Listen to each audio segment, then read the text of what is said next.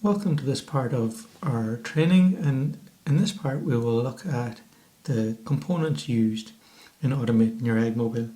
So I've first of all split it into two systems, and the first system is going to be power generation, and that's going to consist of firstly our solar panels.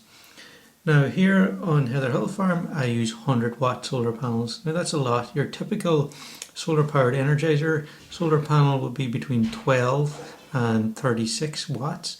I use 100 watts because here in Ireland we can have a lot of extremely overcast days, so I wanted to make sure I had good unit that was going to produce the current I needed, and it definitely does the job here.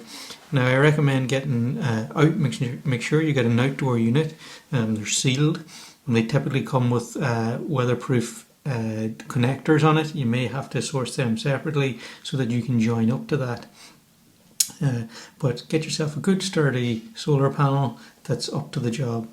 Then you got to connect your solar panel to a charge controller, and we'll take a look at the charge controllers here now. This is our charge controller, and you can get these in various sizes. This is a 20 amp charge controller, and I've just hooked it up to the battery here. There's actually 6 terminals. If I pop this open, you'll see there's 6 terminals on here, and it tells you on the front here you've got a solar panel, positive and negative, a battery, positive and negative, and then a load or light bulb, positive and negative. Now I've just hooked it up to a battery here to show the functionality of it. You've also got 2 USB outlets, which if you want to charge your phone or anything is really handy. But at the minute it's saying that the battery's sitting at 12.3 volts. It's got a little battery indicator, and it shows that it's ready to put power out. There's no load currently going on it, so and then if I look at the functions here, so the first function says it will allow the battery to charge up to 14.2 volts. The next function tells me that if the battery is decharged below a set amount, once it hits 12.6 it will start sending power out the load again.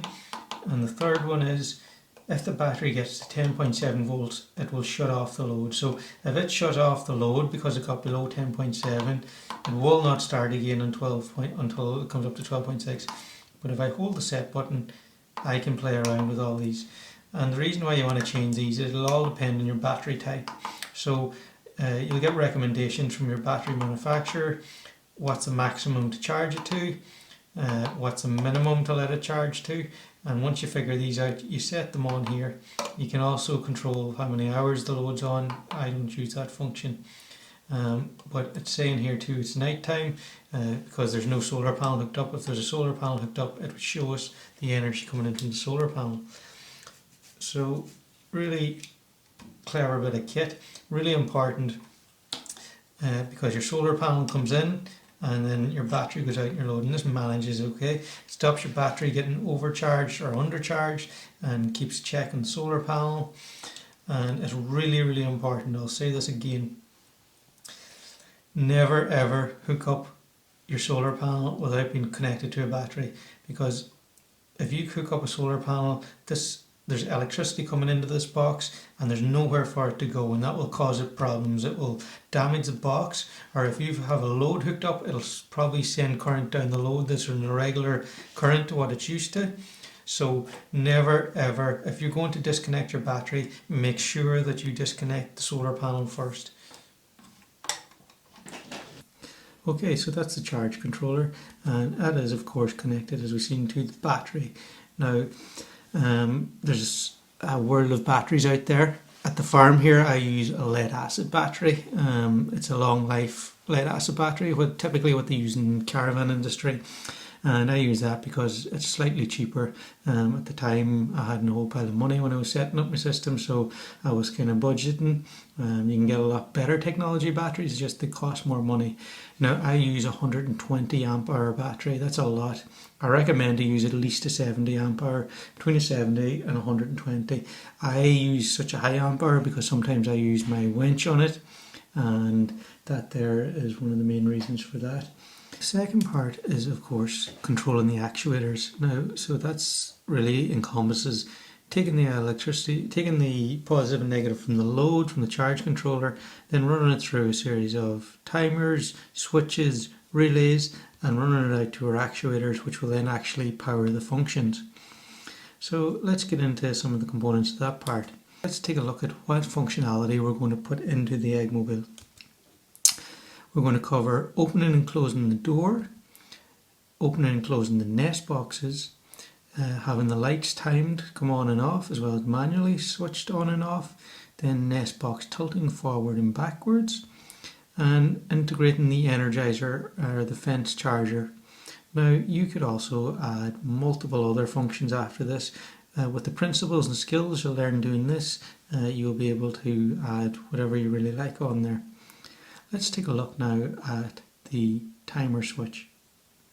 This is the timer setup that we use. So these devices are great. They are a CN101A digital timer switch, and it's rated for 16 amps, and it's got 4 connections here at the back, and we'll talk about in a minute how you connect them up and what they're actually doing.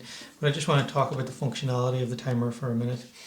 So at the minute the timer is locked out. You can hit these buttons and nothing happens, and you can see this little sign here indicates that it's locked out, and to unlock it you've got to hit the CR button 4 times. 1, 2, 3, 4. You can see this timer here disappears. Now this button up here is the manual switch on and off. So at the minute you can see it's set on auto. So that means the timer will work. Whenever the timer says come on, it will come on. Whenever the timer says go off, it will go off. If I hit this manual button once, it's gone off. So that means now the switch is off, and no matter what the timer says, it will continue to stay off. If I hit it again, it goes back to auto. So that means the timer will work, whatever the timer says will happen. And then if I hit on, it's permanently on. So if you want to use it as a switch, you can hit that button quick. If this was your lights, you could just hit it on and your lights would come on if you didn't have a manual switch on it. And you want to make sure, if you're wanting the timers to work, that it's left on auto. Then there's 17 preset timers. So you can see this one here, the first timer is set to come on at 6:10 in the morning every day of the week. If I wanted to change that, if I wanted it to be 6:15, I would just tap on the minute button here, and then if I hit the preset button again, it's the off one for preset 1, so it's set to go off at 10 at night. And there's 17 of these presets, so you can have things functioning 17 different times on one function, so it's really versatile. And that's pretty much it in a nutshell. When it's wired up, this will light up red to indicate that the switch is on or open, that there's power flowing through the switch, which is always handy to let you know. And that's our timers. So we'll take a quick look now at how you wire this up and what's actually happening inside. So as you've seen with the timer, we've got 2 sets of poles here on the back. One of them says switch and the other says power. Now what the power is there's actually a little battery in here which keeps charged so that this little LCD can play and it can remember what you've preset. So all these poles here are to simply charge that little battery. So all we got to do is connect up a positive to one terminal and a negative to the other, and that just keeps that little battery in there charged up. On the other side then is just a simple switch in there. So we only want to connect one of our lines to that, and it's good practice to connect our positive. So we take the positive up into that, and then our switch is in there. So we're going to run this one off then to our function, which in our case will be off to our actuators or lights or a relay switch. But we will also have to send a negative off along with it so that we can complete the circuit. And that's as simple as it is to wire up our timers. This is our polarity reverse switch, or it's actually a DP-DT relay switch, and we're going to just wire it in a way that's going to make it functional for us. This could be wired in multiple ways for multiple purposes, but we've got 8 terminals here. We can actually take the switch apart. So this just makes it for ease of wiring rather than trying to hook onto these. It's just a housing, which means we can get a nice grip on these. I like these guys here because you can really get a nice grip on the wire and you don't have to worry about it coming loose. What this is there's a little electromagnet in here, and it actually, if we look in the top, there's a spring that is holding the switch like that, and then if we turn on the electromagnet, it'll pull the switch this way, and rather than being connected to these two poles, it'll connect to these two. So it's very clever little bit of switch. And we'll take a look now at how we wire this, and it's just a case of really going to be a step by step, follow me along and not worry too much about why we're wiring it that way. I'll explain it for anyone that really wants to know how it's working, but just follow the steps and it'll do exactly the job we need. Now we look at the polarity reverse switches, or DP/DT relay switches, and as I said, we're just going to follow this wiring diagram. So first of all, we're going to connect pin 4 to the positive. Then we're going to connect pin 4 to pin 1. So on this side of the terminal, it's 4 and 1 that are on the positive. Now you could equally run this into 1, and as long as it's looped back to 4, it's all good. So then we've got to connect up the negative, which will be represented by black here, and we're going to connect 2 and 3 together. Now we've got to connect pin 3 to pin 7, so we're bringing the negative charge all the way around to pin 7, and now we're going to connect pin 7 back to the negative in the battery. So with pin 8, we're going to connect that to our timer or our switch, and that leaves then pin 6 and 5, which we're going to connect to our actuators. So what's actually happening here? That there, if you connect it in this fashion, it will work, but what is actually happening is in this diagram here. So if we look, we've got pins 1 and 4 connected to our positive 12 volt, pins 2 and 3 connected to our negative. M represents a motor here, but it's actually going to be our actuators, and this box here is our electromagnet on the switch. So at the minute, this pole 6 is going to be negative and pole 5 is going to be positive. If we were to turn on the switch and send power into the electromagnet, it pulls 5 and 6 forward. This arrow then goes to 4, and this arrow goes down to 3. And what happens there is, so 2 goes to 4, so it goes from negative to positive, and 1 from being positive goes to 3, which is negative, and that changes the polarity.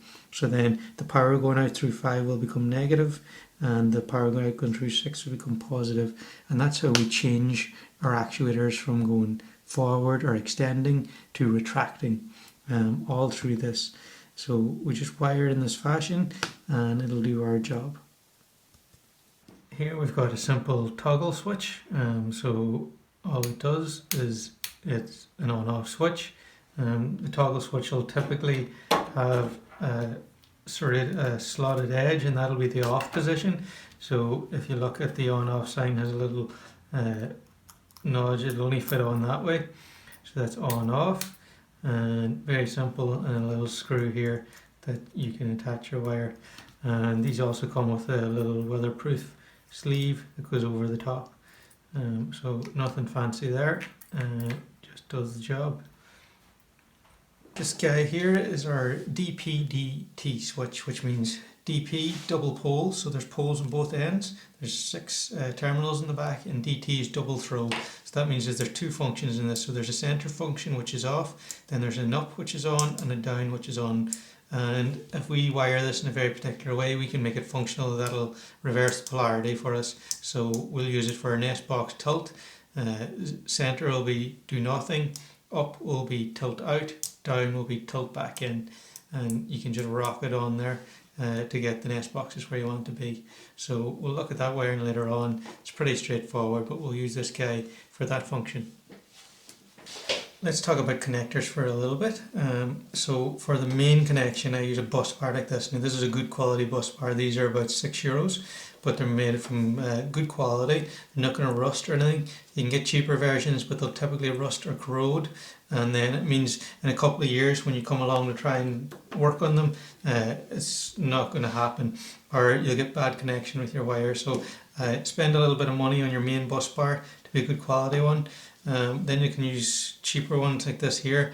If I'm just making a simple straight through connection, I might use one of these.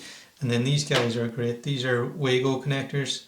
They're just little quick yokes. So for all the joining the wires throughout the Eggmobile, I use these. You just slip the wire in, clip them on. This is a Wago as well. It's just a different type.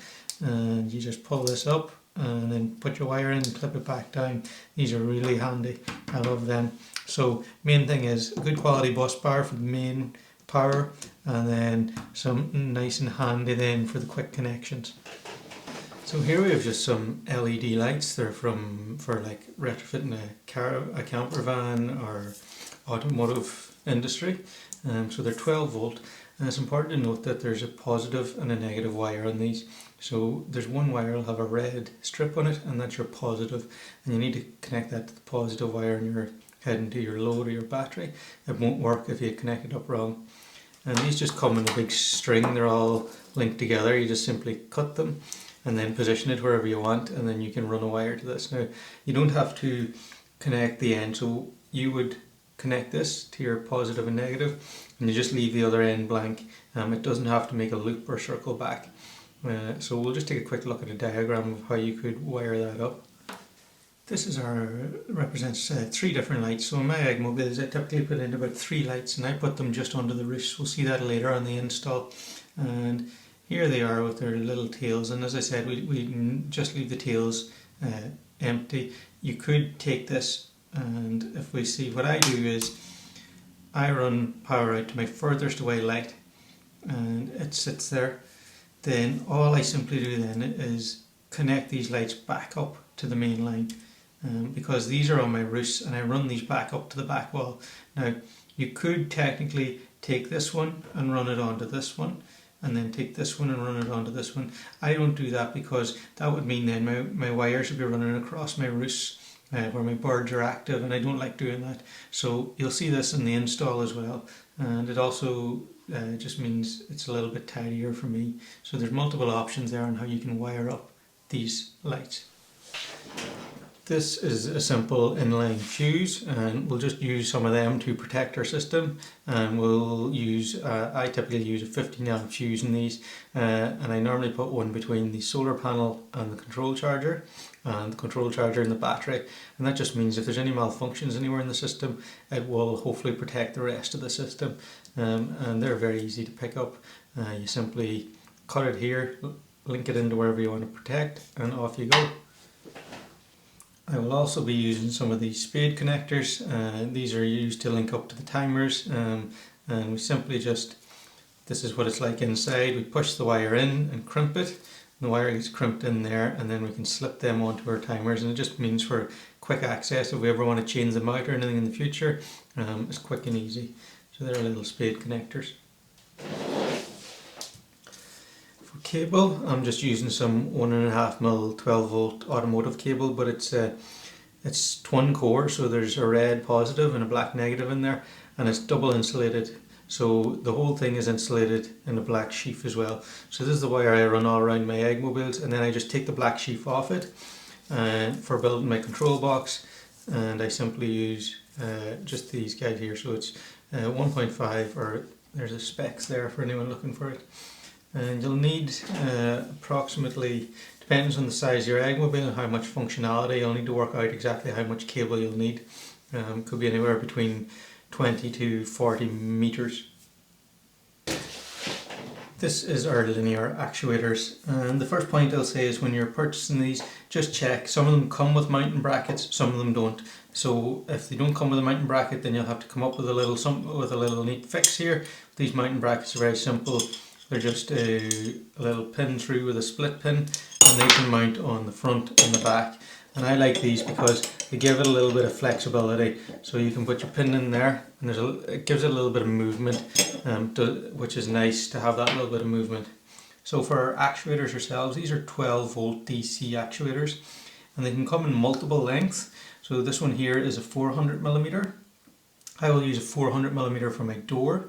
I'll use a 300mm for my nest box closing, and then I'll use two 200mm for my nest box tilt. Now, if you've got a really heavy door, these are rated pretty well. This is rated for 750 newtons, which is, I believe, around 75 kilograms.